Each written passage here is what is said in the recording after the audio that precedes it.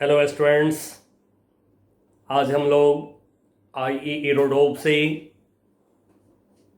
Kinematics के problem number 1.7 करने जा रहे हैं। आपको यदि इसमें कॉन्सेप्ट्स की ज़रूरत हो तो आप हैशटैग ठाकुर सर यूट्यूब पर टाइप करेंगे, सारे स्मॉल लेटर में आपको कॉन्सेप्ट्स के लेक्चर मिल जाएंगे, उससे आप कॉन्सेप्ट ले सकते हैं। आइए बच्चों, पहले प्रॉब्लम को समझते हैं। कह रहा है कि two swimmers leave point A on one bank of the river to reach point B lying right across on the other bank. Figure draw करते हैं। चलिए, इसका फिगर हम लोग ले रहे हैं। ये हमने ले लिया टू बैंक्स, ठीक है, रिवर के टू बैंक्स ले लिया हमने, बैंक पैरेलल लेंगे। अब एक परपेंडिकुलर दोनों बैंक पे हमेशा ड्रॉ करा करिए, क्योंकि परपेंडिकुलर से आप रिवर के डायरेक्शन को डाउन स्ट्रीम, रिवर के अपोजिट डायरेक्शन को अप स्ट्रीम बोलते हैं, इसके परपेंडिकुलर हमेशा लेना है।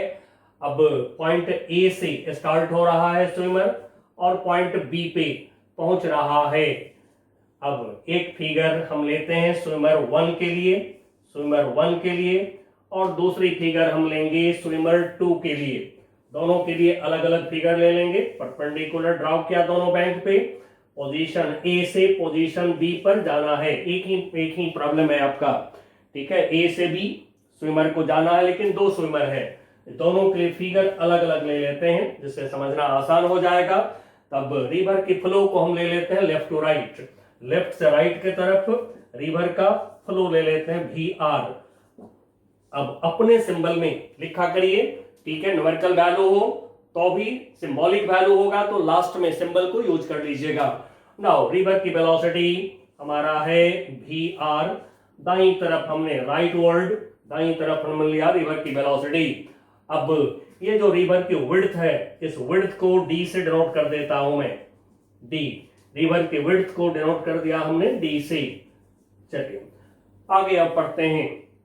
One of them crosses the river along the straight line AB। एक बंदा स्ट्रेट लाइन AB के along रिवर को क्रॉस करता है। अब देखिए, डिस्प्लेसमेंट बता दिया एक इंसान का, ये है डिस्प्लेसमेंट। अब डिस्प्लेसमेंट को हम मार्क कर दे रहे हैं S। नाउ दूसरे के बारे में बोल रहे हैं AB, while the other swims at right angle to the stream and then walks the distance that he has been carried away by the stream to get the point B। अब दूसरा swimmer जो है right across stream तैरना शुरू करता है। अब बच्चों, जैसा कि आप पढ़े हैं, इसको मैं वेलोसिटी ऑफ स्विमर बोल दे रहा हूं। This is velocity of swimmer, ये डी है हमारा। चलिए इधर लिखते हैं वेलोसिटी ऑफ स्विमर, ये लिया हमने। अब रिवर इसको तो ढकेलेगा अपने तरफ, अपने डायरेक्शन में, एंड सो कहीं पर यहां से ढकेल करके और कहीं दूसरे जगह पहुंचा देगा। यहां पहुंचने नहीं देगा रिवर। मान लीजिए कि यहां पे पहुंच गया इंसान, बी पे नहीं पहुंचकर सी पे पहुंच गया। अब डिस्प्लेसमेंट देखिए, ए से सी, ये डिस्प्लेसमेंट हो जाएंगे। अब इस डिस्प्लेसमेंट को, दूसरे स्विमर के डिस्प्लेसमेंट को मैं एस डैश लिख रहा हूं। अब आगे क्या है, आगे कह रहे हैं what was the velocity you of his walking. अब ये वॉकिंग करता है यहां से, इसकी वेलोसिटी को कहा जा रहा है यू लेने के लिए, यू वेलोसिटी यू लेने के लिए बोला जा रहा है स्विमर 2 का। He is walking if both swimmers reach the destination। Destination कहां है? बी पर पहुंचना है। साइमल्टेनियसली, एक ही टाइम पर दोनों पहुंचता है। जितना टाइम पर स्विमर 1 पहुंचता है बी पर, उतने ही टाइम में स्विमर 2 पहुंचता है बी पर। Now the stream velocity V0, stream velocity यानी कि VR हमने लिखा है, अब इसको V0 बोले हैं, ठीक है, लिख लीजिए। Now this is 2 kilometre per hour, 2 kilometre per hour, and आगे बता रहे हैं and the velocity v dash of each swimmer with respect to water equals 2.5 kilometre per hour. Swimmer की जो वेलोसिटी है हम इसको vs लिख रहे हैं, अब बुक में लिखा है v डैश तो लिख लीजिए, कोई दिक्कत नहीं। Now this is 2.5 kilometre per our. चलिए बच्चों पूरी प्रॉब्लम समझ गए। अब हमें सोल्यूशन करनी है। अकॉर्डिंग टू प्रॉब्लम हमने फिगर ड्रॉ कर लिया है अपना, अब हम सोल्यूशन की तरफ मूव करेंगे। इसी तरह से पहले according to problem figure draw कर लीजिए और फिर आगे बढ़िए। अब जैसा कि हमने आपको 1.1 में कॉन्सेप्ट दिया था, उससे पहले कॉन्सेप्चुअल क्लास जो हमारे हुए हैं उसमें हम लोगों ने बात करा है क्या, तो रिवर की जो प्रॉब्लम है उसमें एक इक्वेशन आप यूज करिए। कौन सा इक्वेशन यूज करिए, मैं जरा यहां पर लिख दे रहा हूं, S equal to v t, V for resultant velocity, जिधर रिजल्टेंट वेलोसिटी उधर डिस्प्लेसमेंट, जिधर डिस्प्लेसमेंट उधर रिजल्टेंट वेलोसिटी। इससे जांच कर लीजिए पहले कि रिजल्टेंट वेलोसिटी और डिस्प्लेसमेंट आपका सेम डायरेक्शन में है कि नहीं। यदि है तो उसके बाद में तुरंत आप इसके लिए भी टी कर लीजिए। क्यों, सॉल्यूशन जो होगा तो वैल्यूज रखना होगा, वेक्टर नहीं वैल्यू रखेंगे, सॉल्यूशन मिलेगा आपको, तो फिर हम इसको यूज करेंगे। चलिए बच्चों अब ये कॉन्सेप्ट आपको साथ में मैं हमेशा देता रहूंगा ताकि आपको कभी भी कोई प्रॉब्लम दिक्कत ना करे, कौन सी कॉन्सेप्ट लगा ये मैं हमेशा दे दिया करूंगा आपको। अब आते हैं हम अपने सॉल्यूशन पर, तो सॉल्यूशन हमें करनी है। अब इसमें देखिए जो स्विमर यहां से चल के यहां आना चाहेगा तो डेफिनेटली उसको अप स्ट्रीम रिवर के अपोजिट डायरेक्शन में उसको तैरना पड़ेगा, या ऐसे तैरना पड़ेगा उसको। क्यों, अब इधर के तरफ यदि स्विमर हमारा तैरना स्टार्ट करता है, वेलोसिटी ऑफ स्विमर, तो जैसा कि बच्चों आपको पता है कि रिवर प्रॉब्लम में, कॉन्टैक्ट प्रॉब्लम में हम लोग रिजल्टेंट लेते हैं, तो ये स्विमर की वेलोसिटी में रिवर की वेलोसिटी ये दोनों ऐड होकर के जिधर डिस्प्लेसमेंट उधर रिजल्टेंट वेलोसिटी को कर देगा। या सिंपल लैंग्वेज में बात करें तो जब स्विमर इधर चलेगा तो रिवर थोड़ा पुश करके यहां नहीं जाने देगा, यहां पहुंचा देगा। तब ट्रायंगल लॉ से मैं दिखा रहा हूं, वी आर को यहां से डिस्प्लेस किया, वी आर के टेल को, रिवर वेलोसिटी के टेल को हमने रख दिया वीएस के हेड पर, तो एक वेक्टर वीएस के हेड से दूसरे vector v r river velocity का टेल ज्वाइन किया। Now from tail of first vector to head of second vector, ये हो गया हमारा रिजल्टेंट। अब यहां से चला कोई, यहां पहुंचा है टी टाइम में पहुंचा है। अब इधर के तरफ जो है चला है डिस्प्लेसमेंट एस, वेलोसिटी भी टी, आप लगा लीजिए आराम से इस लाइन के अलाउंग लगा लीजिए, S equal to v T लगा दीजिए, यहां से आपको टी निकलेगा। तो चलिए बच्चों टी निकालते हैं हम पहले। रिवर क्रॉस करने का टाइम अलोंग ए बी लगाते हैं equation, along A B swimmer 1 के लिए, फॉर स्विमर 1, ठीक है मैं लिख देता हूं फॉर 1 के लिए, स्विमर 1 के लिए हम लगा रहे हैं इक्वेशन।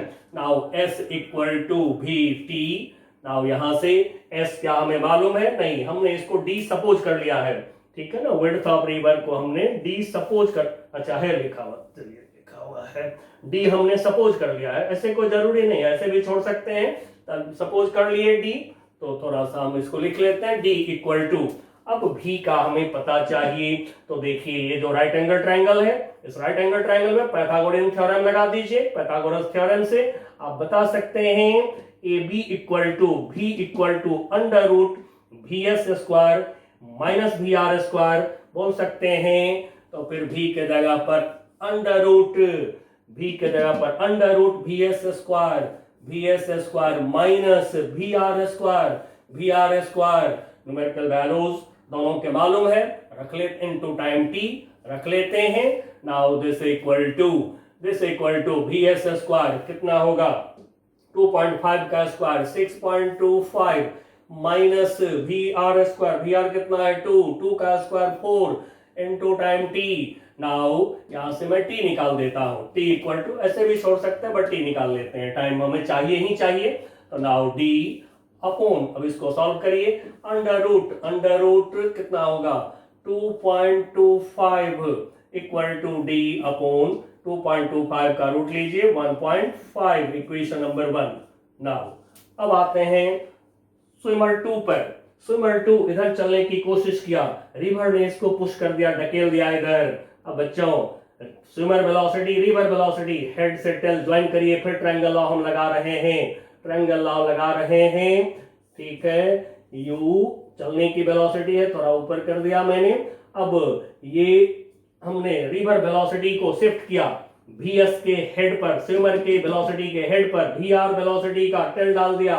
नाउ कैसे डाला, shifting of vector, shifting of vector हम लोग सीखे हैं, ठीक है। तो फिर vr के जो vr के वेलोसिटी के टेल हैं vr, वो vs के हेड पे डाला।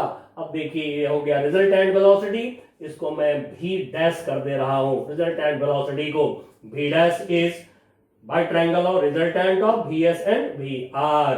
अब बच्चों यहां से परपेंडिकुलर, अब मैं इसको x एक्सिस, इसको y एक्सिस एज्यूम कर दे रहा हूं।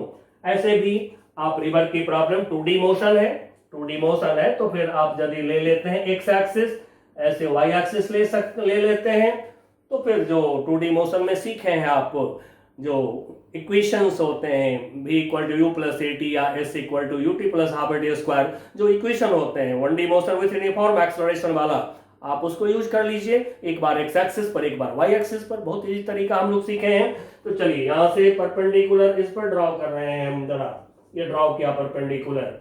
अब ये जो s है, s डैश है, इसका x कंपोनेंट इधर के तरफ यहां से यहां तक x कंपोनेंट, इसको s डैश x बोल दिया मैंने, इक्वल टू x कोऑर्डिनेट, इस पॉइंट का x कोऑर्डिनेट भी बोल सकते हैं। और यहां से परपेंडिकुलर यदि आप इस पे y एक्सिस पर ड्रॉ करते हैं तो ये क्या होगा, y कोऑर्डिनेट हो जाएगा। चलिए यहां पर भी मैं लिख देता हूं sy इक्वल टू y और y equal to d, sy equal to y equal to d। अब यहां से कोई चला, यहां पहुंचा, मान लीजिए कि A से C पहुंचने का टाइम है t1, तो t1 टाइम में यदि पहुंचा है कोई यहां से यहां, तो जैसा कि हम लोग रिवर प्रॉब्लम सीखे हैं कि s डैश का x कंपोनेंट t1 टाइम में x है, s डैश का दूसरा कंपोनेंट y एक्सिस के अलोंग sy यानी कि y, जिसको d बोल रहे हैं। अब इतने ही t1 टाइम में ये भी है और ये भी है।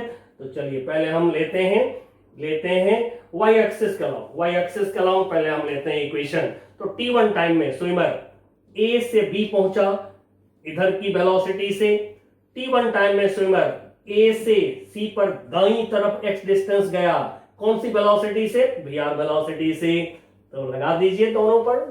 चलिए मैं y एक्सिस पर पहले लगाता हूं, अलोंग y एक्सिस के अलोंग लिखा हमने s इक्वल टू vt, लिखा हमने vt, बट y एक्सिस के अलोंग हम लगा रहे हैं इक्वेशन, तो y सबस्क्रिप्ट लगा लीजिए, पहचानने में ठीक रहेगा।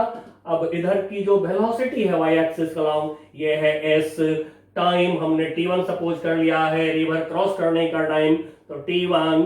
अब हमें sy मालूम नहीं है, d लेकिन हम लोग सपोज कर लिए हुए हैं रिवर का विड्थ, तो रख लीजिए d equal to vs, swimmer की वेलोसिटी ये तो पता है 2.5 इंटू t1। अब देखिए यहां से t1 निकल जा रहा है, t1 equal to d upon 2.5, इसको इक्वेशन 2 हम मान लेते हैं। अब यदि हम लोग x एक्सिस के अलोंग यदि सोचें, तो x एक्सिस के अलोंग डिस्प्लेसमेंट है x, तो हम लिख लें x डिस्प्लेसमेंट sy की जगह x डिस्प्लेसमेंट, यहां से भी समझ सकते हैं, जिधर डिस्प्लेसमेंट उधर की वेलोसिटी क्या है, vr है, चलने का टाइम क्या है, a से c जाने का टाइम t1, तो x डिस्टेंस चलने का टाइम t1, y डिस्टेंस चलने का टाइम t1, तो फिर टाइम t1। नाउ vr कितना है हमारा 2 इंटू t1, इक्वेशन नंबर 3। चलिए इसको यहां रखते हैं। अब बच्चों C से B जो चला है स्विमर, वॉकिंग किया है u वेलोसिटी से, कितना डिस्टेंस चला, x डिस्टेंस चला, अब ये क्लियर है।